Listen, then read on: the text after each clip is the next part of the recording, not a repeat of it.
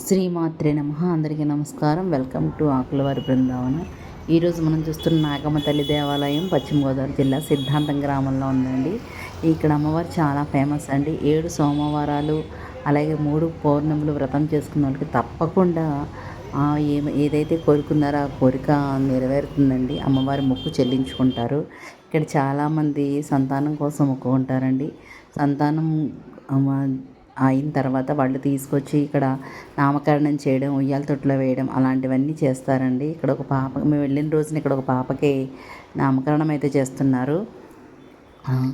చూడండి, పాపని పడుకోబెట్టి ఏది పట్టుకుంటుందో చూద్దామని భగవద్గీత, బంగారం, వెండి అన్నీ పెట్టారండి. ఆ పాప చాలాసేపు టైం తీసుకుంది కానీ చివరికి వచ్చి భగవద్గీత పట్టుకుందండి. నాకు చాలా సంతోషం అనిపించింది. మన హిందూ ధర్మాన్ని తర్వాత తరం వాళ్ళు కూడా కాపాడతారని నమ్మకం కలిగింది.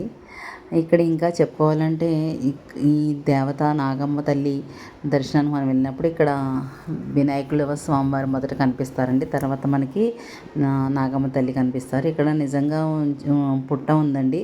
ఆ పుట్ట దగ్గరికి ఎవరిని వెళ్ళనివ్వరు. పుట్ట చుట్టూ తిరగడానికి అయితే అవకాశం ఉంటుంది.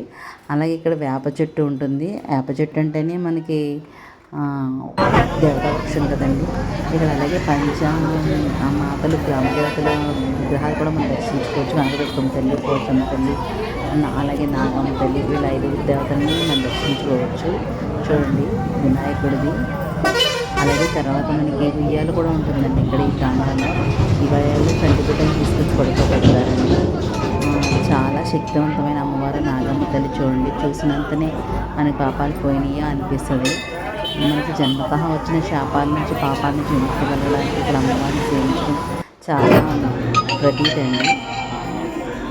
ఇక్కడ ఇదిగోండి, నేను చెప్పినట్టుగా నిజమైన పుట్ట ఉంటుందని చెప్పాను కదా. ఇక లోపలికి అయితే ఎవరిని వెళ్ళినప్పుడు బయట అయితే ప్రదక్షిణ చేసుకోవచ్చు. ఇక్కడైతే ఇంకా మొక్కులు కూడా చెల్లించుకుంటున్నారండి. తలనీనాలు కూడా మొక్కుకున్న వాళ్ళు చెల్లిస్తారు.